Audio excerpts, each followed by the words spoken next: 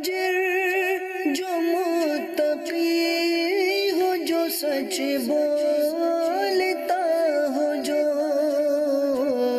احسان کرے لوگوں پہ، مجھے ایسا بنا دے، احسان کرے لوگوں پہ، مجھے ایسا بنا دے۔ الحمدللہ رب العالمین والصلاة والسلام علی سید المرسلین، اما بعد فاعوذ باللہ من الشیطان الرجیم، بسم اللہ الرحمن الرحیم۔ الصلاة والسلام علیک یا رسول اللہ، الصلاة والسلام علیک یا حبیب اللہ، الصلاة والسلام علیک یا نبی اللہ، وعلی آلک وصحابک یا نور اللہ۔ مدنی چینل کے ناظرین، الحمدللہ عز و جل ایک بار پھر سلسلہ احکام تجارت کے ساتھ حاضر ہیں، اور انشاءاللہ عز و جل حسب معمول اس سلسلے میں آپ کاروبار اور مالی لین دین سے متعلق سوالات کر سکتے ہیں۔ انشاءاللہ عز و جل ممکنہ صورت میں سلسلے میں شامل کرنے کی نیت رکھتے ہیں۔ درود پاک کی فضیلت شامل سلسلہ کریں گے، اور پھر آپ کے سوال کے ساتھ مفتی علی اصغر عطاری مدنی مدظر اللہ العالی کی بارگاہ میں حاضر ہوں گے، جو آپ کے سوالات کے جوابات ارشاد فرمائیں گے اور شرعی رہنمائی فراہم کریں گے۔ نبی کریم صلی اللہ علیہ وسلم پر درود و سلام پڑھنے کے بے شمار فضائل و برکات آئے ہیں۔ ایک حدیث مبارکہ میں آتا ہے، آقا کریم صلی اللہ علیہ وسلم نے ارشاد فرمایا، جو شخص مجھ پہ ایک بار درود پاک پڑھے اور وہ قبول ہو جائے تو اللہ عز و جل اس کے 80 برس کے گناہ مٹا دے گا۔ صلو علی الحبیب صلی اللہ تعالی علی محمد صلی اللہ علیہ وسلم۔ آپ کی کال شامل کرتے ہیں، سوال شامل کرتے ہیں، اور مفتی صاحب کی طرف بڑھتے ہیں۔ جی میرا سوال یہ ہے کہ نیلامی والی بیسی جو بولی لگا کر اٹھائی جاتی ہے، اس کا شرعی حکم کیا ہے؟ وہ جائز ہے یا ناجائز؟ ایک نیلامی والی ہوتی ہے اور ایک نمبر والی بیسی، دونوں میں شرعی حکم کیا ہے؟ اس کا شرعی حکم بتا دیجیے۔ الحمدللہ رب العالمین والصلاة والسلام علی سید الانبیاء والمرسلین، اما بعد فاعوذ باللہ من الشیطان الرجیم، بسم اللہ الرحمن الرحیم۔ نیلامی والی بیسی جو ہے یہ سودی طریقہ کار ہے، کیونکہ اس میں ایک طرف سے پیسے کم ہوتے ہیں اور ایک طرف سے زیادہ ہوتے ہیں۔ خریدنے والا جو ہے وہ زیادہ پیسوں کی ادائیگی کر کے ادھار کے ساتھ کم پیسے وصول کرتا ہے، جو پیسے نکلے ہیں وہ خرید لیتا ہے اور پھر ادائیگی اس کے بعد میں ہوتی ہے۔ تو یہ سودی طریقہ کار ہے، یہ جائز نہیں ہے۔ ٹھیک، اگلی کال دیجیے۔ سوال میرا یہ ہے کہ جو آفس وغیرہ میں آج کل ایک سلسلہ چلا ہوا ہے کہ آپ کو ٹریٹ دینی پڑتی ہے، یعنی کہ آپ کانٹریکچوئل اسٹاف ہو تو پرماننٹ ہوئے تو آپ کو ٹریٹ دینی ہے، اسی طریقے سے کوئی برتھ ڈے سیلیبریشن ہو رہی ہے تو آپ کو پیسے دے کے ٹریٹ دینی ہے۔ تو یہ زبردستی کی ٹریٹ دینا کیسا؟ اگر ہم ٹریٹ نہیں دے رہے ہوتے تو پھر وہ پارٹیسپیشن نہیں کرتے، تو پھر وہ لوگ کہتے ہیں کہ کیسا مطلب پارٹیسپیٹ نہیں کرتا، دیکھتے ہیں۔ ٹوٹ یا ٹریٹ؟ اچھا، دیکھیے دنیا کے اندر خوش و خرم رہنے کے لیے یہ ضروری ہوتا ہے، یعنی ضروری سمجھ یہ کہ ایک اچھی بات ہے کہ آپ کے دوست ہوں، آپ کچھ نہ کچھ ایسے لوگ ہوں آپ کے ساتھ بیٹھنے والے کہ جو حدود میں رہتے ہوئے بے تکلفی کے ساتھ آپ ان کے ساتھ بات چیت کر سکیں، خوش طبعی کر سکیں۔ آپ ہر وقت جو ہے وہ گوشہ نشین رہیں اور کمرے میں بیٹھے رہیں، اس سے ایک اکتاہٹ بندے کے اندر طاری ہو جاتی ہے اور بڑی عجیب کیفیت بھی ہو سکتی ہے۔ ہاں، ایسی بے تکلفی نہیں ہونی چاہیے کہ جس کے اندر کسی کی دل آزاری ہو، غیبتوں کا مطلب کہ دروازہ کھلتا ہو، غیر شرعی باتیں ہوتی ہوں، ایسا نہیں۔ تو یوں اگر دوست آپس میں مل کے کبھی کسی نے کھانا کھلا دیا، کبھی کسی نے کھلا دیا، آپس میں انڈرسٹینڈنگ کے ساتھ اگر ایسا معاملہ ہوتا ہے تو کوئی حرج نہیں ہے۔ ایک دوسرے کو آر نہ دلائی جائے، ایک دوسرے کو شرمندگی پر اترنے پر مجبور نہ کیا جائے، زبردستی پر مجبور نہ کیا جائے۔ جیب اجازت دیتی ہو تو کوئی حرج نہیں ہے، بندہ دوستوں کے ساتھ بیٹھے بے تکلفی کے ساتھ بھی پیش آئے تو اس میں کوئی حرج نہیں ہے۔ خشکی بندے کے اندر نہیں ہونی چاہیے، اور یعنی ہنسمکھ بندہ ہو، سب سے ملنسار طریقے سے پیش آئے۔ اور پھر یہ ہے کہ آپ کا سرکل جتنا بڑا ہوگا تو ذہن نصیب آپ ان کو نیکی کی دعوت دیں، ان کو اچھائی کی بات بیان کریں، اور بجائے اس کے کہ خود متاثر ہوں دوسروں سے، اچھی باتیں کر کے آپ ان تک پہنچائیں اور خود ایک غالب رہنے کی کوشش کریں. غالب ان معنی میں کہ اگر وہ نماز نہیں پڑھتے تو آپ نماز کی طرف اٹھ کر جائیں. نیکی کے فروغ کا باعث. جی ہاں، تو وہ بھی آپ کے پیچھے پیچھے نماز پڑھنے آئیں گے. تو یوں یہ ہے کہ زیادہ دوستوں کا ہونا اور زیادہ رہن سہن لوگوں سے رکھنا، اس میں اچھے پہلو بہت سارے ہیں، خراب پہلو بھی بہت سارے ہیں. آج کل کا دور بہت نازک ہے. اگر دوست جو ہیں وہ ان کی وجہ سے بندہ خود برائی کی طرف مائل ہوتا ہے، ایسے دوستوں کو تو سوچنے کا موقع بھی دینا چاہیے، سوچنے سے پہلے چھوڑ دینا چاہیے. تو اچھے دوست بلا شبہ سرمایہ ہوتے ہیں اور ایک نعمت سے کم نہیں ہے. اچھے دوستوں کے ساتھ اٹھنا بیٹھنا رکھا جائے. ٹھیک، اگلی کال دیجیے. میرا بردر ان لا قسطوں کا کام کرتا ہے، تو وہ قسطوں کا کام کرتا ہے، اس کے پاس پیسوں کی شارٹنگ ہو گئی ہے. وہ مجھے کہہ رہا ہے کہ آپ مجھے 2 لاکھ روپے دے دو، میں آپ کو اس کی پرافٹ دوں گا. جو میں 50% لیتا ہوں اس میں سے 25% میں آپ کو پرافٹ دوں گا سال بعد. تو میں یہ سوال کرنا چاہ رہا تھا کہ یہ کام ٹھیک ہے یا غلط ہے؟ ٹھیک ہے. دیکھیں، ایک تو ان کے سوال میں مسئلہ یہ ہے کہ جو صاحب قسطوں کا کام کرتے ہیں ان کا طریقہ کار کیا ہے. ان کا طریقہ کار غیر شرعی نہیں ہونا چاہیے. دوسری بات یہ ہے کہ ان کے آپس کا جو معاہدہ ہوگا یہ نہ ہو کہ وہ بس پیسے رکھ لے اور ان کو لگا بندہ ایک نفع دے دے. یہ نہیں. مثال کے طور پر 2 لاکھ روپے لے کے اس نے 4 فریج خریدنے ہیں. صحیح. اب ایک نئی بک بنے گی بھی 4 فریج الگ ہیں. وہ خریدے گئے، وہ خریدنے کے بعد اتنے کے خریدے گئے، اتنے بکے، اور اس کی محنت، ان کا پیسہ، اور پھر نفع بھی طے ہو گیا شروع میں کہ پرسنٹیج یہ ہوگا. تو پھر یہ فریج کتنے کے بکے دیکھا جائے گا، کتنا اس میں سے بچت ہوئی. صحیح. تو یوں ایک کاروباری موڈ پر وہ نفع دے تو جائز ہے، جبکہ اس کا کام بھی صحیح طریقے سے ہوتا ہو. اگر اس میں غیر شرعی شرائط ہیں تو پھر ان کے ساتھ شمولیت اختیار نہیں کی جائے گی. تو یوں قسطوں کا کاروبار ہو یا کوئی بھی اور کاروبار ہو، اس کے اندر ایک بات تو مشترک ہے، جب بھی آپ کسی کے ساتھ انویسٹ کرتے ہیں، انویسٹ کرنے کے جو اصول و ضوابط ہیں بنیادی طور پر ان کو فالو کرنا ہوتا ہے. اگلی کال دیجیے. میرا مفتی صاحب کی بارگاہ میں یہ سوال ہے کہ گارمنٹس کی دکان ہے اور وہاں پر کسٹمر آتا ہے اور کسٹمر کی کوئی چیز رہ جاتی ہے، مثال کے طور پہ کوئی سادہ کپڑا رہ جاتا ہے، وہ تقریباً 6 منتھ جو ہے نا وہ میرے پاس پڑا رہتا ہے اور وہ میں انتظار کرتا رہتا ہوں کہ وہ کسٹمر واپس آئے. اس کے گھر کا مجھے نہیں پتا ہے وہ کہاں کا ہے. کیا وہ میں استعمال کر سکتا ہوں؟ اگر استعمال کر لیا ہو تو اس کا کیا حکم ہے؟ ٹھیک ہے جی. دیکھیں، گری پڑی جو چیز ہے اسے لقطہ کہتے ہیں، اور لقطے کا حکم یہ ہے کہ اس بندے کا انتظار کیا جائے گا. اور یہ تو خیر دکان پہ بھول گیا ہے، اگر کہیں روڈ پہ ملی ہوتی تو معلوم بھی کروایا جاتا ہے کہ کس کی ہے. اس کو سنبھال کے رکھا جائے جب تک اس کے آنے کے چانسز ہوں، سنبھال کے رکھنا چاہیے، خود استعمال نہیں کریں گے. ٹھیک ہے. اگلی کال دیجیے. محمد حسن رضا اتاری سردار آباد کی سرداری کابینہ سے عرض کر رہا ہوں، سلسلہ احکام تجارت ماشاء اللہ عز و جل بہت اچھا ہے. اللہ عز و جل مفتی علی اصغر اتاری اور مہروز اتاری کو شاد و آباد رکھے. مفتی صاحب کی بارگاہ میں سوال عرض ہے کہ آج کل ویب سائٹ اور اپلیکیشن اور یوٹیوب ویڈیوز میں، اور اب تو فیس بک اور انسٹاگرام پر بھی جو ہے وہ ایڈز لگنے سٹارٹ ہو چکے ہیں، لوگ اس سے ارننگ کرتے ہیں. تو پلیز اس حوالے سے ذرا تفصیل سے ارشاد فرمائیں کہ جو ہے اس کی جو ارننگ ہے وہ جائز ہے یا ناجائز ہے، کیونکہ جو لوگ اس سے ارننگ کرتے ہیں وہ ماننے کے لیے تیار نہیں ہے اور یہ کہتے ہیں کہ اگر آپ کا کنٹینٹ اچھا ہے تو پھر اس کی جو ہے وہ ارننگ بھی جائز ہے، اگر آپ کا کنٹینٹ اچھا نہیں ہے تو پھر اس کی ارننگ بھی جائز نہیں ہے.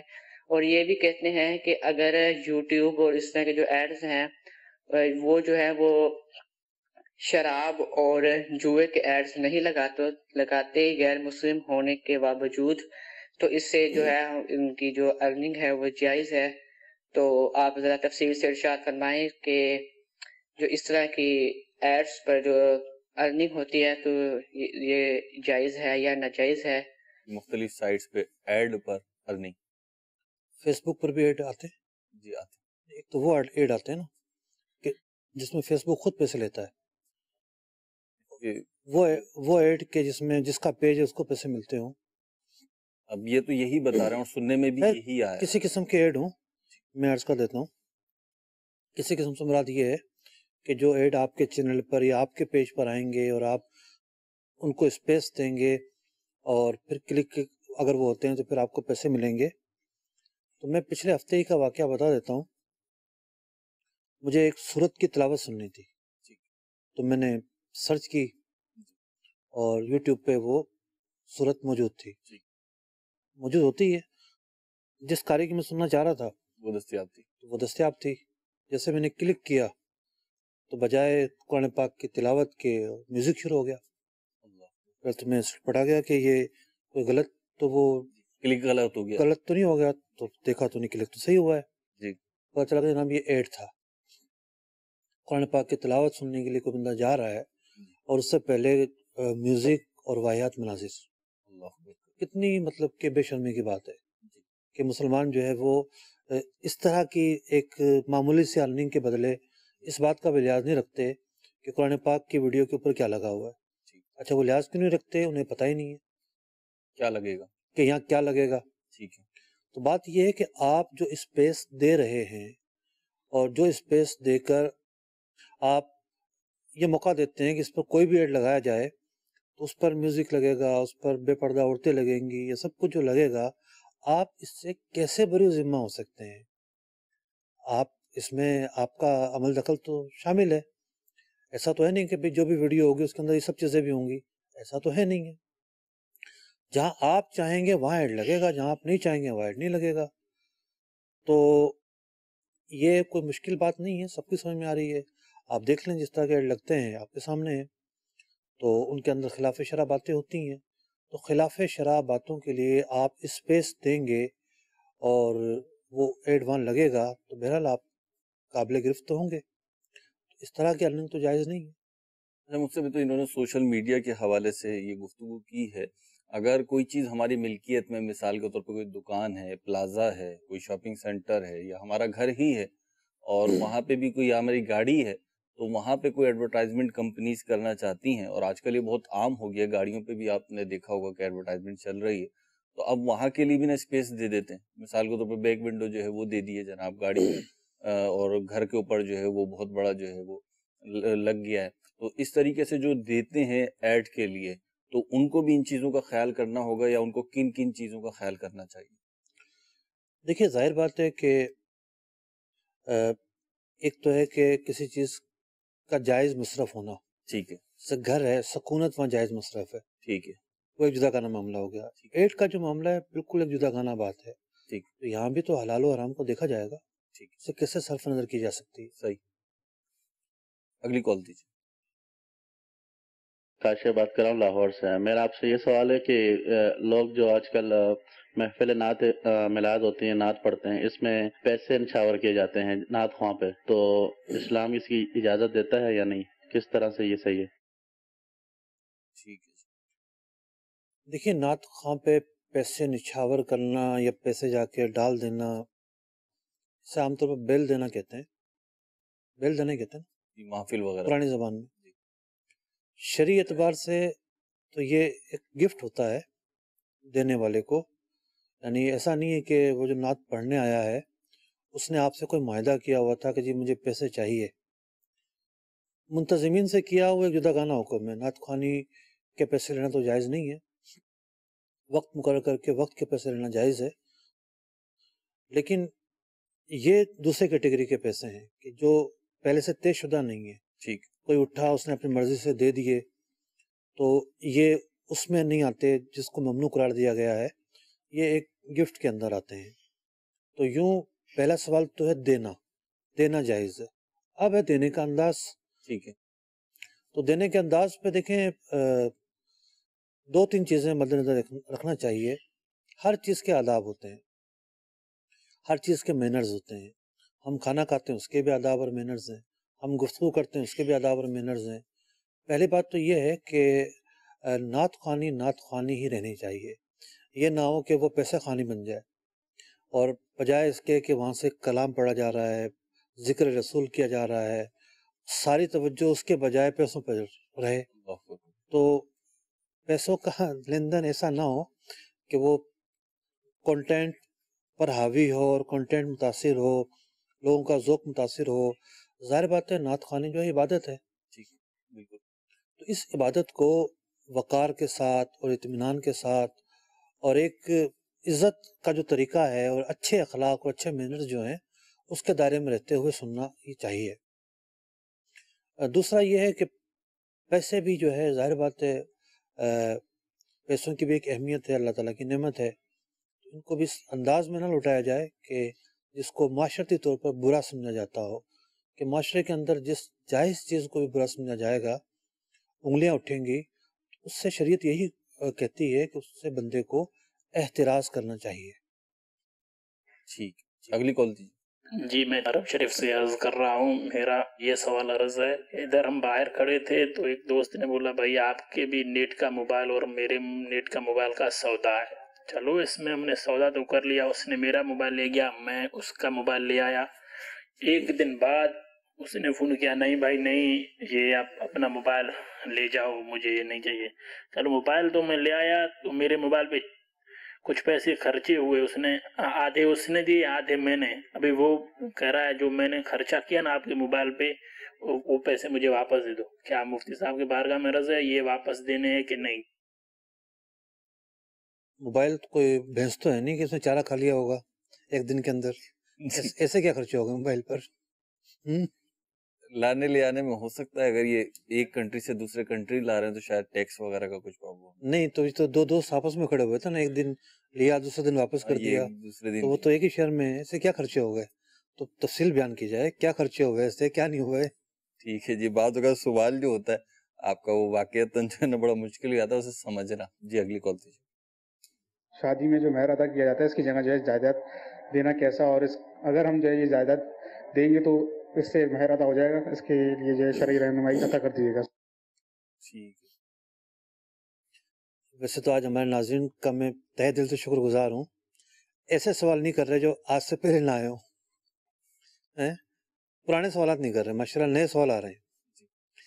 چلیں دیکھیں، مہر میں مال کا دینا ضروری ہے، اور یہ ضروری ہے کہ وہ مال 10 درہم سے کم مالیت کا نہ ہو۔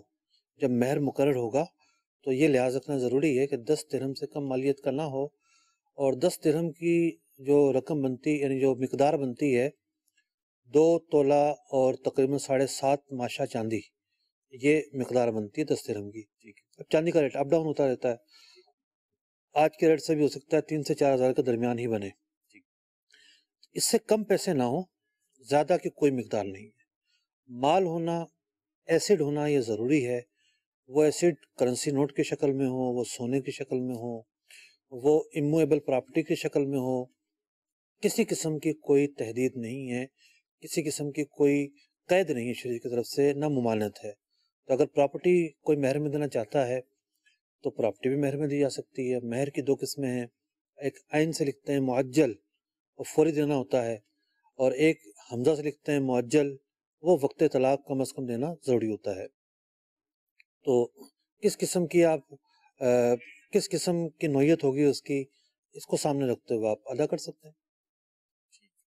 اگلی کال دیجیے۔ احکام تجارت میں سوال یہ تھا کہ شیئرز کا کام اگر وہ سودی ادارہ نہ ہو اور مینوفیکچرنگ کوئی فرم ہو تو کیا اس کے شیئرز خریدے جا سکتے ہیں؟ There are different kinds of shares، بہت ساری اقسام ہیں، کس قسم کے شیئرز کی آپ بات کر رہے ہیں اس کے بعد ہی اس کا جواب دیا جائے گا۔ چلیں اگلی کال دیجیے۔ محمد آصف اتاری چمنے اتارٹی نیوٹ سے عرض کر رہا ہوں، میرا مفتی صاحب کی بارگاہ میں سوال یہ ہے کہ میں دودھ کا کام شروع کیا ہے، تو دینے میں اور لینے میں کیا احتیاطی کرنی چاہیے؟ کیونکہ ہمارے یہاں ٹرینڈ یہ ہے کہ لیتے تو بڑے برتن سے ہیں اور دیتے جا کے آگے پورا 1 کلو یعنی کہ 1 لیٹر دیتے ہیں، تو بعض کا دودھ رستے میں ضائع بھی ہو جاتا ہے اور دینے میں بھی تھوڑی احتیاط وہ تھوڑا اوپر دینا پڑتا ہے، تو اس بارے میں کیا شرعی رہنمائی ہے؟ ٹھیک ہے، دیکھیے آپ کے دل میں احساس پیدا ہوا تو آپ نے سوال کیا ہے، اور آپ خود ہی بتا رہے ہیں کہ تھوڑا زیادہ دینا پڑتا ہے، بس پورا دیں، اگر ڈالنے میں پورا نہیں آ رہا تو تھوڑا سا اور ڈال دیں. ٹھیک. بعض اوقات ہوتا ہے کہ بھائی جھلک جائے گا, جی تھوڑا کم ڈالتے ہیں, تو پھر اتنا دوسری دفعہ میں ڈال دیں کہ بھئی وہ کور ہو جائے. ٹھیک ہے. تو اگر کوئی کلو لینے آیا تو کلو سے کم نہ ہو, آدھا کلو لینے آیا تو آدھا کلو سے کم نہ ہو. ان کے یہاں تو لیٹر ہی چلتا ہے میرے خیال میں. جی, دودھ میں تو لیٹر ہی ہے. ہاں, تو جو بھی پیمانہ معروف ہے اس کے مطابق جتنے کا گاہک نے لیا ہے اس سے کم نہیں ہونا چاہیے. پہلی بات یہ ہے. دوسری بات یہ ہے کہ دودھ بہتر سے بہتر دیں. یہ نہ ہو کیا گاہک جو ہے وہ پانی لے رہا ہو دودھ کے بدلے. اور تیسری بات یہ ہے کہ بعض اوقات دیکھا یہ گیا ہے کہ دودھ پھٹ جاتا ہے. جی, گھروں میں آتا ہے, پھٹ جاتا ہے. بعض اوقات تو گھر والوں کا اپنا قصور ہوتا ہے, برتن صاف نہیں ہوتا, اس کی وجہ سے وہ پھٹتا ہے. اور اگر آپ سمجھتے ہیں کہ نہیں جی ہر دوسرا بندہ لے کر آ رہا ہے میرے پاس, تو پھر تو آپ کو ریورس گیئر لگانا پڑے گا اور آپ کو واپس لینا پڑے گا, کیونکہ لوگوں نے صحیح چیز خریدی ہے, ناقص چیز نہیں خریدی. تو صحیح چیز انہیں دینا یہ آپ پر ضروری ہے. تو اس کام کے اندر نازکی اور حساسیت زیادہ ہوتی ہے. تو یوں اگر کہیں خراب بھی ہو جائے تو اس کا نقصان برداشت کرنا پڑے گا آپ کو. مطلب یہ انہوں نے فرمایا کہ لیتے ہوئے کیا احتیاط کریں, یا آگے سے جو لیتے ہیں تو تھوڑا بڑے پیمانے سے لیتے ہیں. اس کا مطلب یہ ہے نا کہ جب بھی کوئی چیز ریزگاری میں تلتی ہے جی تو تھوڑا بہت زیادہ جاتا ہے. یعنی ان کے یہاں تو ایک ڈرم آ گیا پورا. جی جی. تو وہاں تو ایسا نہیں ہوا کہ پاؤ پاؤ کر کے انہوں نے لیا ہو, لیکن جب یہ دے رہے ہیں تو اس میں لا محالہ یہ ایک چیز زیادہ تلے گی. ایک انڈرسٹوڈ بات ہوتی ہے. ٹھیک. تو یوں پھر گاہک یعنی بعض دکاندار یہ ذہن بنا لیتے ہیں کہ بھی ہم نے جو لیا تھا 40 کلو دودھ 1 من, تو ایک ہی ڈرم میں لے لیا تھا. جی. اور اب یہ 40 کلو دودھ ہم جو ہے 80 جگہ کر کے دے رہے ہیں. ٹھیک. تو ہمارا تھوڑا تھوڑا زیادہ جا رہا ہے. تو بھائی تھوڑا تھوڑا زیادہ جا رہا ہے, اس کے مقابلے میں وہ ایک الگ بات ہے. آپ پیسے بھی تو زیادہ لے رہے ہیں, آپ نے لیا 80 کا اور دے رہے ہیں 100 کا ہے. ٹھیک ہے. اور پھر جس کو آپ زیادہ جانا کہہ رہے ہیں وہ آپ کا اپنا ایک حساب ہے. گاہک کا یہ اقاصل ہے 1 کلو مانگا ہے تو 1 کلو ہی اسے ملے. ٹھیک ہے, یعنی مقدار پوری ہونی چاہیے. ٹھیک ہے. اگلی کال دیجیے. جب ہم کوئی چیز بیچتے یا خریدتے ہیں تو بسا اوقات چیز پسند نہیں آ رہی ہوتی یا شک ہوتا ہے کہ گھر والوں کو پسند آئے گی یا نہیں, تو اس صورت میں کہہ دیا جاتا ہے کہ اگر پسند نہیں آئے گی تو ہم واپس کر دیں گے یا تبدیل کر دیں گے. تو اس حوالے سے کیا شرعی حکم ہے؟ ایک صحابی رسول رضی اللہ تعالیٰ عنہ بارگاہ رسالت میں حاضر ہوئے, عرض کی یا رسول اللہ صلی اللہ علیہ وسلم, جب سودا کرتا ہوں تو دھوکہ کھا جاتا ہوں. پیارے آقا علیہ السلام نے ارشاد فرمایا جب سودا کرو تو کہہ دیا کرو مجھے اختیار ہے, لا خلابتا, بھئی دھوکہ نہیں مجھے اختیار ہے. تو ایک سودے کی نوعیت یہ ہوتی ہے کہ بھئی آپ نے خرید لیا, آپ کوئی واپسی نہیں ہے. ٹھیک. یعنی کوئی عیب نکل آیا, بند ڈبہ تھا, دیکھ کے نہیں لیا, ایک الگ صورت ہے. ورنہ عام طور پر سودے کس طرح کے ہوتے ہیں کہ جی آپ لے جائیں سودا ڈن ہے. جی. ایک سودا وہ ہوتا ہے کہ جو تھوڑا سا سیمی ڈن ہوتا ہے, یعنی کچھ ڈن ہوتا ہے اور کچھ نہیں ہوتا. ٹھیک. تو وہ اسی طرح کا ہوتا ہے, اسے فقہ کی زبان میں کہتے ہیں خیار شرط پر لینا. ٹھیک ہے. آپ بتا کر لے رہے ہیں کہ بھئی میں 1 دن میں واپس کر دوں گا اگر پسند نہیں آیا تو. ٹھیک. تو یوں 3 دن کی شرط رکھی جا سکتی ہے. صحیح. 3 دن سے زیادہ کی نہیں رکھیں گے, 3 دن کی شرط رکھیں گے. ٹھیک. تو اگر اس طریقے سے لے رہے ہیں کہ بھئی پسند نہیں آئی تو واپس کر دیں گے, تو اتنے کی تو اجازت ہے. اتنے کی اجازت ہے. ٹھیک ہے. اگلی کال دیجیے. میرا سوال یہ ہے کہ اگر کوئی آدمی ڈالر چینج کرواتا ہے, کوئی بھی کرنسی چینج کرواتا ہے, تو جس سے وہ کروا رہا ہے وہ کہتا ہے کہ اس ڈالر کے بدلے اگر تم مجھ سے نقدی لیتے ہو تو میں تمہیں $100 کے بدلے 10,000 دوں گا, اگر آپ مجھ سے چیک لیتے ہیں تو 2,000 اضافی ملیں گے, یعنی 10,000 نہیں ملے گا بلکہ 12,000 ملے گا. تو یہ جو اضافی وہ دیتا ہے بینک کے ذریعے, چیک کے ذریعے, تو اس کا اضافی لینا کیسا؟ سوالے سے رہنمائی فرما دے, جزاک اللہ خیر.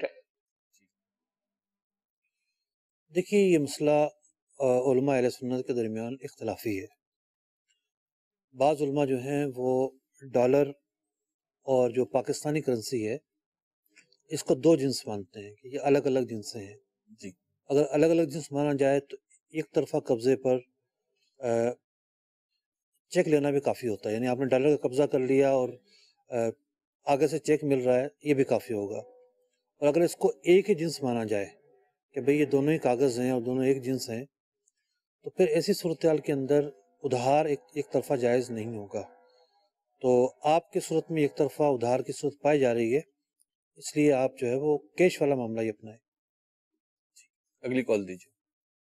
مفتی صاحب کی بارگاہ میں میرا سوال یہ ہے کہ ایک میرا روٹین وائز کسٹمر ہے، وہ چاہتا ہے کہ جو مال میری دکان میں موجود نہیں ہے وہ علیحدہ سے لاہور سے جا کر خریداری کرے. اس سے میری 25 روپے فی پیس پرافٹ طے ہو گئی ہے. وہ مجھ سے پیسے لیتا ہے اور جا کر خریداری کرتا ہے، واپس آ کر وہ مجھے بل دیتا ہے اور اس بل میں 25 روپے فی پیس کے حساب سے اپنی پرافٹ ایڈ کر کے جو کھاتہ ہمارا چل رہا ہے اس کھاتے میں وہ رقم ساری بل اور پرافٹ ایڈ ہو جاتی ہے. اس کے بارے میں شرعی حکم عنایت فرما دیں. اس کی دوسری صورت یہ بھی ہوتی ہے کہ وہ پیسے نہیں لے کے جاتا، واپس آ کر بل دکھا کر پیسے لے لیتا ہے.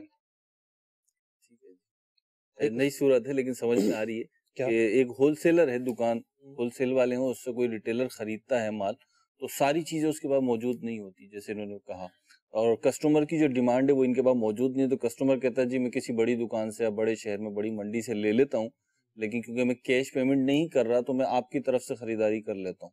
اور وہ خریداری کر کے لاتا ہے چیزیں، ان کو بل وغیرہ دکھاتا ہے، یہ اس پہ 25 روپے کے حساب سے ہر پیس پہ ایڈ کرتے جاتے ہیں اپنے پروفٹ پر.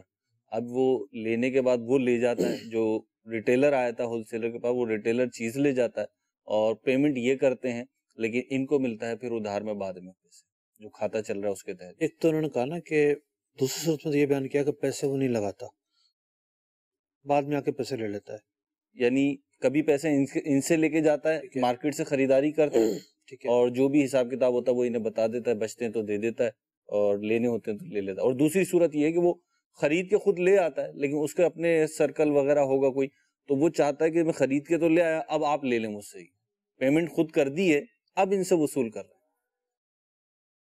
دیکھیں یہ طریقہ تو ٹھیک ہے کہ وہ ان سے پیسے لے کے خرید کر لے کر آئے، ٹھیک ہے، ان کا وکیل بن کے مارکیٹ میں جا کے خرید کر لے آئے، صحیح ہے. دوسری صورت یہ ہے کہ ان سے پوچھ کر ادھار خرید کر لے آئے، ٹھیک ہے، ان کا نمائندہ بن کے اپنی طرف سے نہ خریدے، ٹھیک ہے، ان کا نمائندہ بن کے ادھار خرید کر لے آئے. چوائس یہ کرے گا، چوائس وہ کرے گا، ٹھیک ہے، لے آئے گا، یہ اس کے بعد ان کو پیسے دے دیں گے کہ بھئی یہ اگلے دن جا کے اس کو ادائیگی کر دو. ٹھیک ہے. تو یہ اصل میں ہے بے مرابحہ. ٹھیک ہے. کہ ایک دکاندار یہ بتا کر کہ یہ چیز مجھے اتنے کی پڑ رہی ہے، دوسرے کو فروخت کرتا ہے. صحیح. تو دوسرا بھی جانتا ہے کہ جناب اس کو یہ اتنے کی لاگت پڑی ہے، تو یہ عقد مرابحہ کہلاتا ہے. اب یہ دو حصوں میں کام ہو رہا ہے، پہلے وہ بطور وکیل اور نمائندے کے خریدے گا، پھر ان کے حوالے کرے گا، یہ اس کا قبضہ کریں گے، قبضہ کرنے کے بعد پھر اس کو نئے سرے سے بیچ سکتے ہیں، کوئی حرج نہیں ہے. ٹھیک، اگلی کال دیجیے. مفتی صاحب کی بارگاہ میں عرض یہ تھی کہ شیئرز خریدنے میں اگر کوئی اصول مرتب ہوتا ہے تو اگر مناسب سمجھے تو ارشاد فرما دیں. اصول مرتب ہوتا ہے، دیکھیں اصول تو مفتی بننے کے لیے جو آتے ہیں نا وہ سیکھتے ہیں، عوام اصول نہیں سیکھتی، عوام جزیات سیکھتی ہے. اپنی صورت بیان کرے کہ یہ صورت ہے، اس پر حکم لے. ٹھیک ہے. اصول نہیں سیکھے جاتے کبھی بھی، اصول سیکھنا عوام کا کام نہیں ہے. اور دارالفتہ تشریف لے آئیے، جو بھی صورتحال ہوئی بیٹھ کے بات کریں گے. ٹھیک ہے، اگلی کال دیجیے. سر مسئلہ یہ ہے کہ ہمیں جو ہے نا، ہم کوئی بھی سم یوز کرتے ہیں، ہمیں وہ جو ہے نا الاؤنس دیتے ہیں، ایڈوانس بیلنس دیتے ہیں. وہ ہمیں جو ہے نا 10 روپے ایڈوانس دے رہے ہیں یا 15 روپے ایڈوانس دے رہے ہیں، تو اس کا جو ہے نا 15 کا 18 روپے یا 20 روپے ہم سے جو ہے نا وہ اس کا ٹیکس لیتے ہیں. تو پوچھنا یہ تھا کیا یہ سود میں آتا ہے یا اس کا کیا شرعی حکم ہے؟ کیا یوز کرتے ہیں؟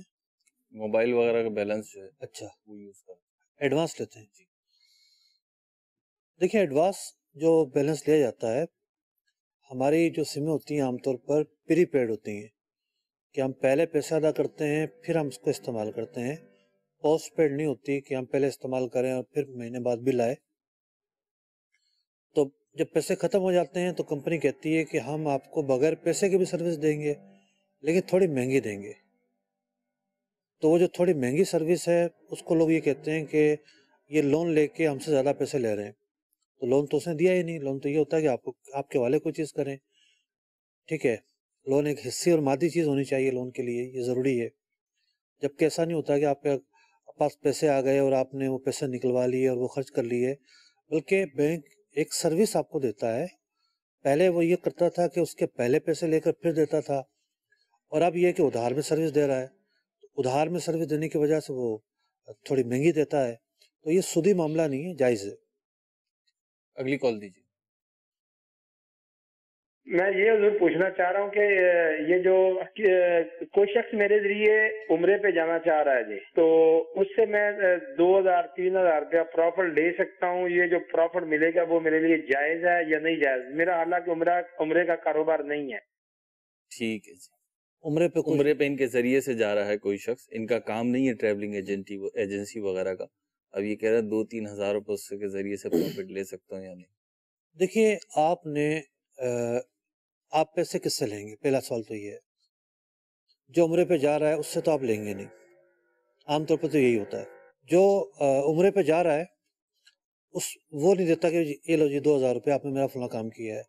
اصل میں بندہ لے رہا ہوتا ہے ان کمپنیوں سے کہ جن سے عمرے پر جانے والا اپنی سروسز لیتا ہے، جن سے ویزا لگوائے گا، جن سے وہ ہوٹل پیکج لے گا، جن سے وہ ٹکٹ خریدے گا۔ وہ کمپنی والے عام طور پر جو ہے ان لوگوں کو ایسے لوگ لانے کی بنیاد پر ایجنٹوں کو پیسے دیتے ہیں۔ تو پہلی بات تو یہ ہے کہ اگر ان کمپنی والوں سے آپ نے پہلے سے طے کر رکھا ہے میں آپ کے پاس گاہک لے کر آؤں گا، اور گاہک کو کنوینس کرنے اور یہاں تک لانے کے لیے آپ نے عملی ایکٹیویٹی کی ہے، آپ اس کو لے کر آئیں کمپنی والے کے پاس اور پہلے سے طے ہے آپ کا ان کمپنی والوں کے ساتھ، تو لینا جائز ہے۔ کہ آپ نے ایک جو بروکری کا کام ہوتا ہے وہ کام اپنی شرائط کے ساتھ کیا جو اس کا طریقہ ہوتا ہے، اور آپ اجرت کے مستحق بھی ہوں گے۔ اگر اس کے علاوہ کوئی اور صورت ہے تو وہ صورت آنے پر ہی پھر بتایا جائے گا کہ اس کا حکم کیا ہوگا۔ ٹھیک، اگلی کال شامل ہے، سلسلہ کرتے ہیں۔ مفتی صاحب یہ سوال ہے کہ جو ہے نا میڈیسن کی کمپنی ہے اس میں انویسٹمنٹ کرنا چاہ رہا ہوں کہ اس کا کیا طریقہ کار ہوگا؟ چلتا کاروبار ہے، چلتا ہوا کاروبار ہے، اس کی جو طریقہ کار بتا دیں کہ کس طرح جو ہے نا ہم لوگ کر سکتے ہیں۔ میڈیسن کمپنی میں انویسٹمنٹ دیکھیں، عام طور پر دو پارٹنر بن گئے اور ایک دکان رجسٹر ہو گئی، کمپنی تو یہ بھی ہے۔ بظاہر تو یہی ہے نا کہ کمپنی تو کہتے ہیں جو میڈیسن بنا رہی ہو یا جس کے مینوفیکچرنگ جو ہاں ڈسٹریبیوشن ہو، تو کمپنی میڈیسن کی ہو یا کسی اور چیز کی ہو، اس کے لیے آپ کو یوں آن لائن طریقے سے جواب پوچھنے کی زحمت کرنے کی حاجت نہیں ہونی چاہیے، بلکہ آپ دارالفتہ علیہ سنت کی کسی بھی شاخ میں آئیں، آپ کو ایک کلوزنگ کر کے لانی پڑے گی کہ بھئی اس کمپنی کا فی الحال یہ اسٹیٹس ہے، میں اتنے اماؤنٹ ملا رہا ہوں اور ہمارے درمیان معاہدہ یہ ہونے جا رہا ہے، پرسنٹیج جو یہ طے ہونے جا رہی ہے، آپ یہ بتائیں کہ ہم کہیں غلطی تو نہیں کر رہے۔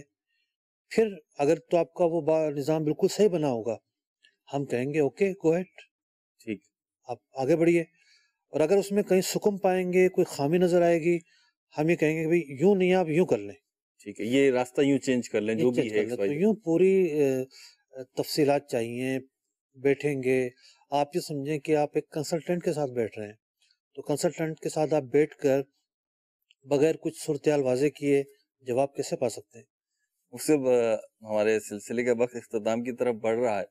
میں یہاں پہ چاہوں گا کہ سوال لینے کے بجائے مدنی چینل کے ناظرین کے لیے ایک ایسا سوال میں قائم کر دوں کہ جس سے شاید سبھی کو فائدہ ہو جائے، تو دیکھنے والے ہیں، وہ یہ کہ آپ کو تو بہت زیادہ یقیناً اس صورتحال رہتی ہوگی کہ بعض اوقات یعنی سوال بے شک لفظوں پہ کم ہو، 4-5 الفاظ ہوں، 1-2 جملے ہوں، یا چلیں ایک صفحے کا بھی ہو، لیکن اس کے پیچھے پوری ایک تفصیل طلب چیزیں ہوتی ہیں، اور جو چیز سمجھنے چاہ رہا ہوتا ہے سائل سوال کرنے والا، وہ آپ سمجھتے ہیں اپنے تجربے اور علم کی روشنی میں کہ یہ ایسا نہیں کہ کھڑے کھڑے بتا دی جائے یا ایک آدھ نشست میں بتا دی جائے، اور یقینی طور پر اس کا تجربہ بہت سارے افراد کو ہوتا ہے، ہوگا، میرا اندازہ ہے یہ۔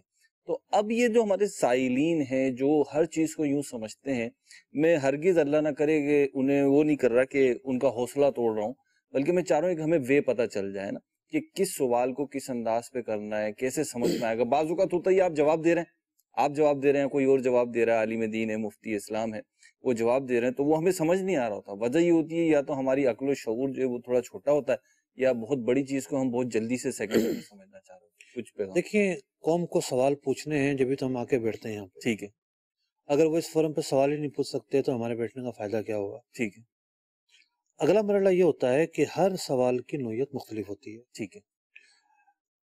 اب ہم نے جو جواب دیا ان کو، ان کے لیے یہ پہلا ڈوز ہے. ٹھیک ہے.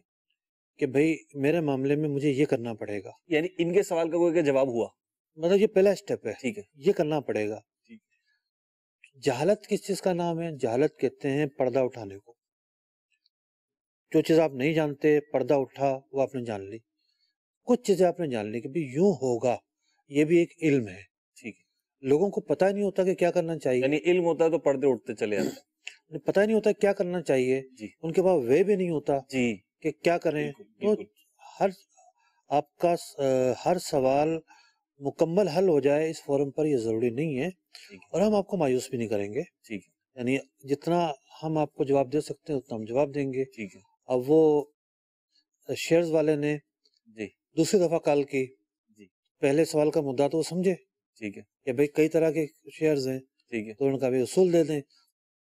اب اصول میں نے آن لائن اس لیے نہیں دیے کہ مسئلے میں بہت دقت ہے، بہت دقت ہے، اور بہت بڑا نظام ہے. ایسا نظام ہے کہ پورا ملک اس نظام پہ چل رہا ہے. ٹھیک ہے. ٹھیک ہے نا. تھوڑی چیز ہوتی ہے تو خبر کیا آتی ہے، اسٹاک اوپر ہو گیا، اسٹاک نیچے. جی بڑا ویریشن آتی ہے تو اس کے اندر تو بڑی ایشو. اتنا بڑا نظام ہے، اتنے بڑے نظام کے اوپر میں دو چار اصول کیا بیان کروں یہاں بیٹھ کے. ٹھیک ہے. مفتی صاحب نے جیسے فرمایا، ظاہر سی بات ہے، اب یہ جو میرا سوال تھا وہ بھی اپنی جگہ، اور جو مفتی صاحب نے فرمایا یقینی طور پہ ہم براہ راست ہوتے ہیں مدنی چینل پہ، آپ بھی دیکھ رہے ہیں اور آپ کے ساتھ ساتھ یعنی ہم کہہ سکتے ہیں لاکھوں کروڑوں لوگ شاید دیکھ رہے ہوں. تو ہر کسی کی سوچ بھی مختلف ہوتی ہے، ہر شخص جو اسے اپلائی بھی مختلف انداز پہ کرتا ہے. تو اسٹیپ بائی اسٹیپ آپ کو چلنا پڑے گا، ہمت نہیں ہارنی، مسئلے پوچھتے رہیں گے، سمجھتے رہیں گے، انشاءاللہ حل آج ایک بھی سوال ایسا نہیں آیا جو پہلے آیا ہو. سوالات تو نئے ہیں اور کیفیت کرنے والے بھی مختلف تھے، ویریشن. بڑی خوشی ہوئی آج کا سلسلہ کر کے، زیادہ خوشی ہوئی. میں مدنی چینل کے ناظرین کو بتا دوں کہ احکام تجارت میں مفتی صاحب کی خوشی کا باعث یہ ہوتا ہے کہ نئے سوالات ہیں. جتنے نئے سوالات ہوتے ہیں تو پھر خوشی بھی دیدنی ہوتی جاتی ہے. اللہ تعالی ہمیں عمل کی توفیق عطا فرمائے. مدنی چینل دیکھتے رہیے. صلو علی الحبیب صلی اللہ تعالی علی محمد صلی اللہ علیہ وسلم. تاجر جو متقی ہو، جو سچ بولتا ہو، جو احسان کرے لوگوں پہ، مجھے ایسا بنا دے. احسان